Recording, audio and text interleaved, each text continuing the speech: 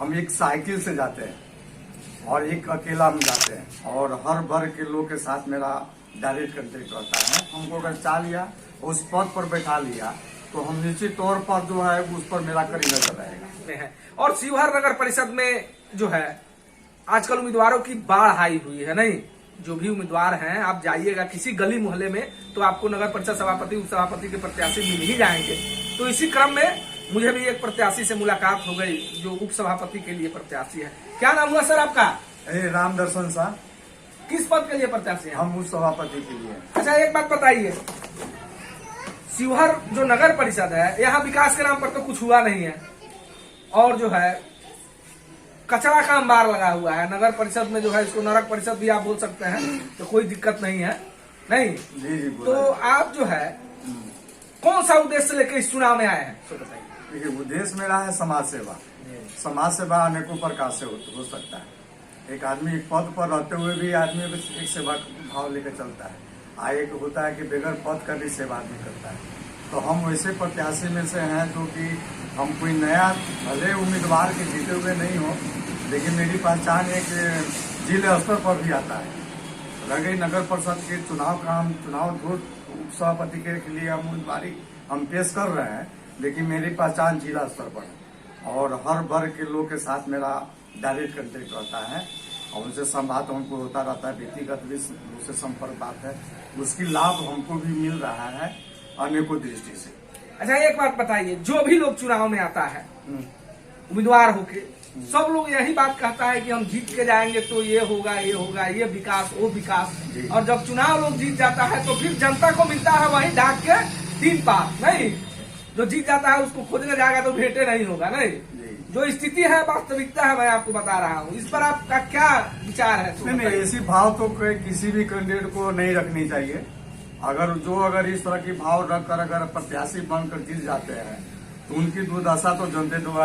अच्छा, एक बात बताइए, हम सही बोल रहे हैं कि गलत बोल रहे हैं? नहीं, आपका प्रश्न उचित है, क्योंकि ऐसा देखा गया है कि लोग जीत तो जाते हैं, वोट दे देते हैं, बड़ी उनके पास भी उनकी बहुत आशा और आकांक्षा रहता है, लेकिन वो आकांक्षा पर जो लोग नहीं उतरते हैं तो उसकी दुर्दशा तो जनते द्वारा होता है।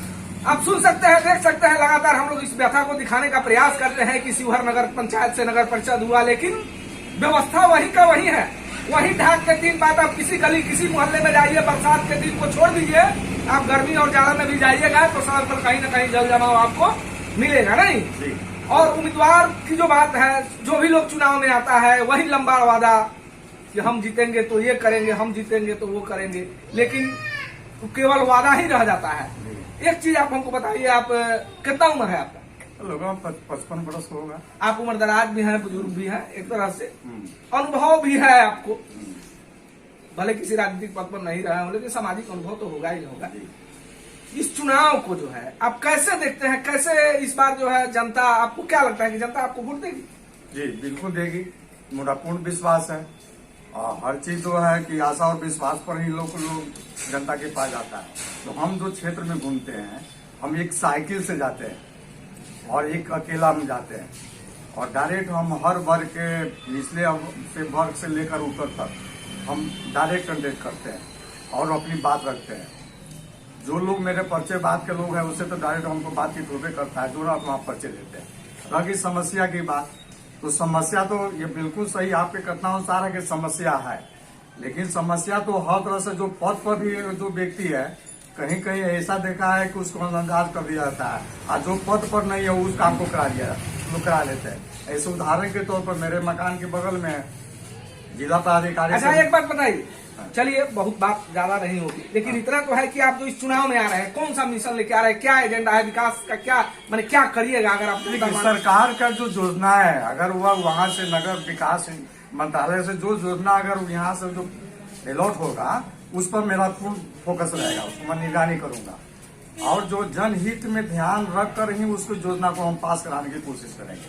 अगर ऐसा कर जनता हमको अगर चा लिया, उस पद पर बैठा लिया तो हम निश्चित तौर पर जो है उस पर मेरा कड़ी नजर रहेगा। और हम बहुत सारी बातें हैं, अभी हम चुनाव मैदान में हम कुछ वादा नहीं कर सकते हैं, लेकिन लोग वोट दें उसके बाद मेरे काम से देखेगा कि हम किस तरह से हम अपने अनुभव का इस्तेमाल करें। चलिए, इनसे जो बात हुई, इन्होंने बताया कि एक बार मुझे आप मौका दीजिए, मैं आपको विश्वास दूंगा, काम करके दिखाऊंगा।